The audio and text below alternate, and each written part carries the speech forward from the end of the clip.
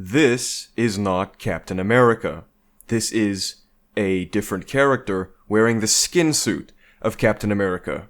And the people behind the scenes, and even the characters in the film itself, the way that is all written, the way this is presented, is to compel us to believe that this is Captain America, despite our lying eyes. Now, please don't confuse this with a review for Captain America Brave New World, because I have not watched it, nor will I ever. I have heard coverage, I watched the trailers, I'm enjoying the discourse.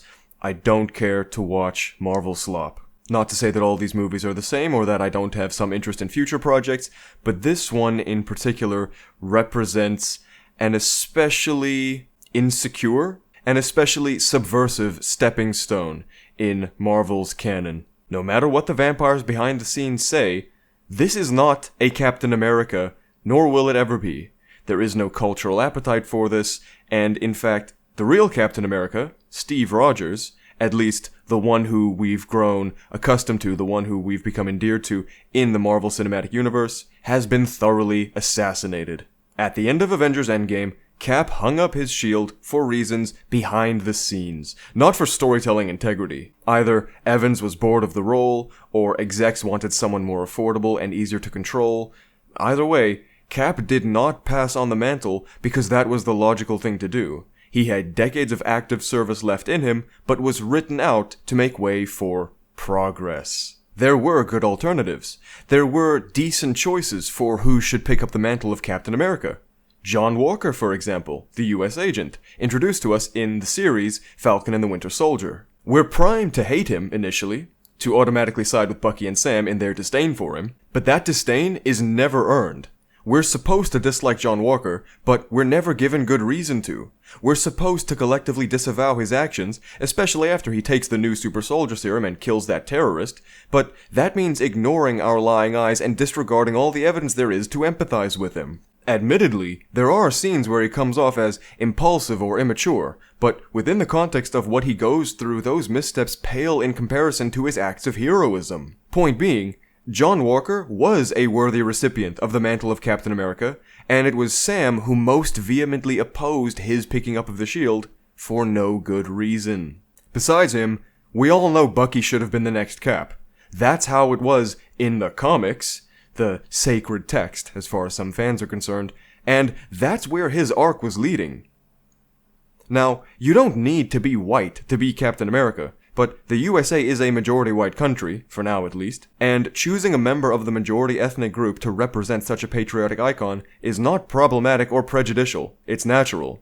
The same way we'd expect Indian Spider-Man to be brown, or expect Captain Britain to be white, at least for now. Criticizing Sam Wilson's representing Captain America is not racist, but arguing that he is especially suited to be Captain America because of real-world demographic change and social justice is not only pandering, but also disrespectful. Thankfully, I don't even need to appeal to racial demographics to make my argument.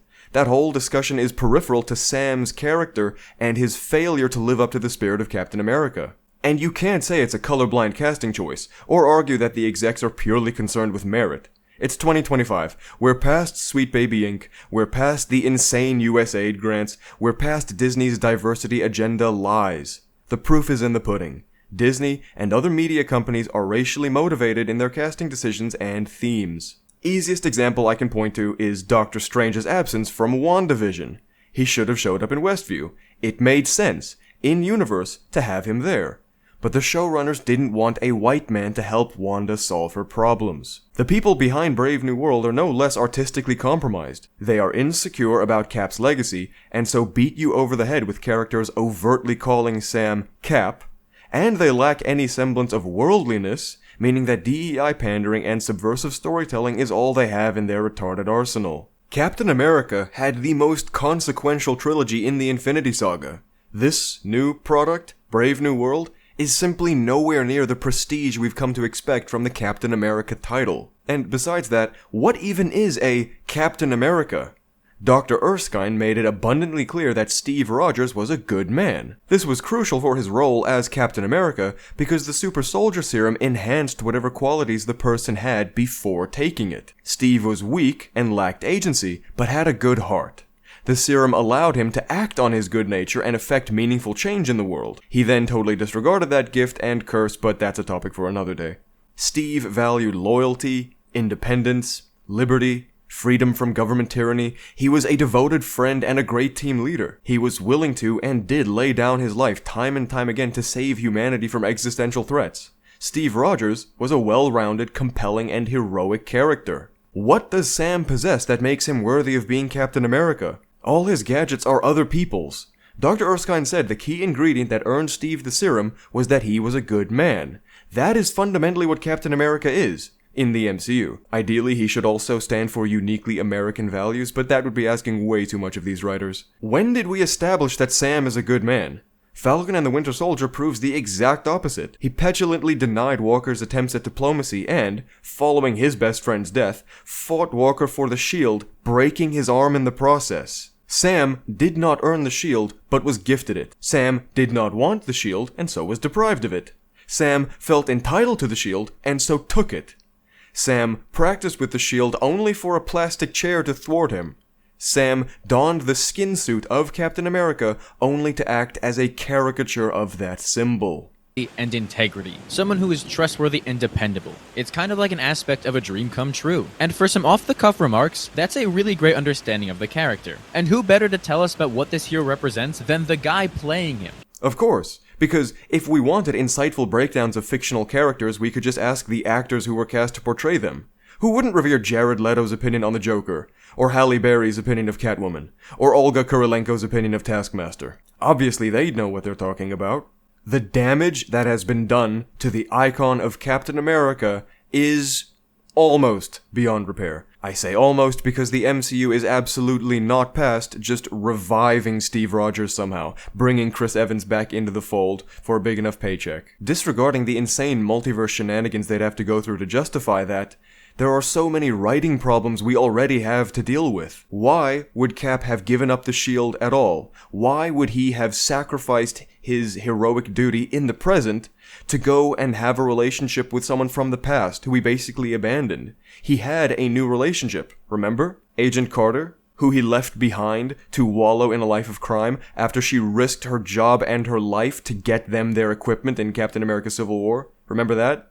From Avengers Endgame onwards, Steve Rogers' character has been thoroughly assassinated, buried, and, now with Brave New World, his grave has been spat upon. Why would Steve not cherish the relationships he has in the present? Agent Carter, his friends, his teammates, why would he abandon that just because he could go back in time?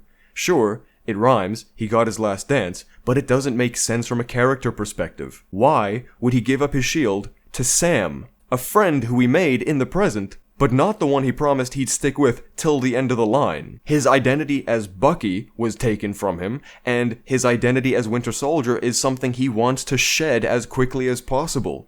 Taking on the mantle of Captain America would serve that end. It would be a meaningful exchange between friends, and it would be a meaningful continuation of his arc. But that didn't happen, and we all know why. It was to pedestalize this caricature, this man wearing the skin suit of Captain America. But this is not Captain America. This is Frankenstein's Avenger. He is working alongside a Black Widow, but not the Black Widow. Another degree of separation from the real Captain America. Sam has a vibranium suit, Ant-Man's helmet, Iron Man's flight, and drone sidekicks, and is fighting a Hulk villain.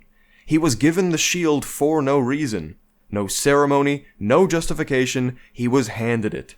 He then gave it away and was pissed when the government picked a new Captain America in his stead, someone infinitely more qualified than him. Sam Wilson proved multiple times over how unfit he is to don the mantle of Captain America, but Brave New World insists to you that he has earned it, because the writers of these works are inept. They don't understand heroism, they don't understand Captain America, and they will only be remembered for tarnishing the legacy of a beloved character.